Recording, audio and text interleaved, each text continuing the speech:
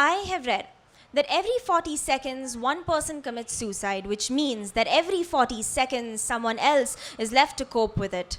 Which means that every I love you, every I'll see you soon, every let's do this next month turns into nothing but a haunting memory in the back of someone's mind for the rest of their lives. Which is to say that they will find themselves involuntarily sinking in memories, which is to say that coming up for air is like finding a yellow traffic signal. It makes enough sense to either say stop, don't do this, or breathe a little faster. You see, they will spend the next 10 years of their lives doing either one, blaming themselves for not being able to save that person because suicide takes more than one life. Or two, they will let it go and move on. They will send them a little light and love every time they think of them and then drop it.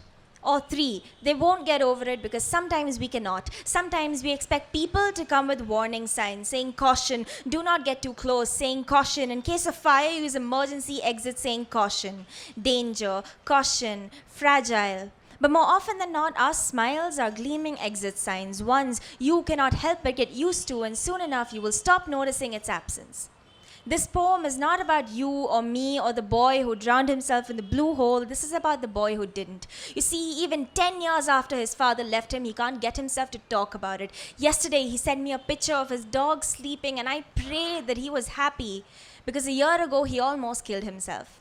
I still have, it would have been his last text message to me, but it wasn't because he didn't. Because even though he talks about darkness like it's the only thing there is and how black holes, it'd be a great place to die in because there, time doesn't exist. And so neither would moments like these, he didn't.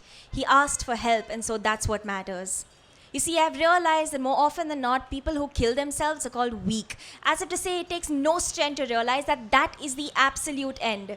There will be nobody to say, I love you to. Nobody to kiss when you're feeling blue. To realize that there is so much you are losing by giving it up and to still go through with it takes strength. So don't we dare call it a petty act. I have read that every 40 seconds one person commits suicide, which means that every 40 seconds someone else is left to cope with it, and this is for people like them. For the people like you and me who have lost people, but we still search for them anyways, which is to say that I will love you even if you leave, but please stay.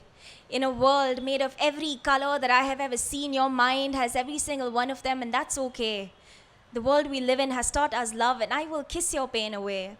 I know that fairy lights and music cannot make the next 5 years better, but where we are, time exists. And so do moments like these. And in this one, I choose to love you, so stay. You will get through this, and the next 40 seconds will be okay. Thank you.